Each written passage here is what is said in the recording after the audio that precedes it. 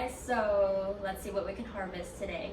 I just woke up from a nap and I saw that the weather is nice, so I decided to make myself coffee and just go outside. So let's see what we can harvest.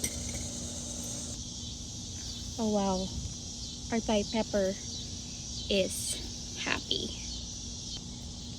So kami ng asawa ko, mahilig kami sa maanghang. Planted radish here 2 weeks ago and look, they're doing good, but I have to thin them. My ampalaya, I don't think I'll get fruit this year. Water spinach. These are my carrots. Hopefully successful yung carrots ko this year. And this is my long beans. So this actually started from seeds, yung kinuha kong seed last year. So I have another beans. It's called bush beans, pero walang bunga. Dapat namumunga na to eh. Pero namumulaklak naman dito. Konti lang na harvest ko kasi kapag napapadaan kami ng asawa ko, kinakain agad namin.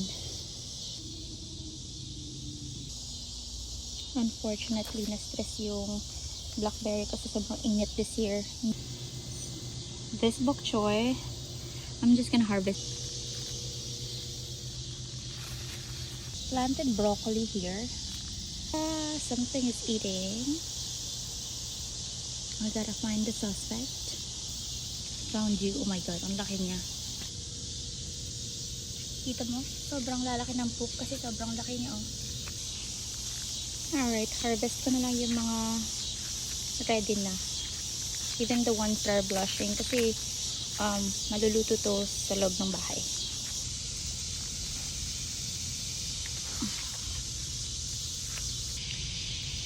Okay guys, I gotta show you this. It's kind of gross, but it's very interesting. Nature is crazy. So, yung mga puti na yan guys, yan yung larva ng parasitic wasp. Patay na yan. Bali, kinakain siya inside out. Parang ganun. Alright, masyado na tayong ginagabi. Ito na yung last. It's our eggplant. Alright, this is the last one and gumagabi na kaya pasok na tayo sa loob. So this is what we harvested tonight. Hindi siya marami, pero sobrang comforting kapag nag-harvest ka ng mga gulay na galing sa pinaghirapan mo. So, sobrang saya lang. That's it for tonight. Thanks, Gordon.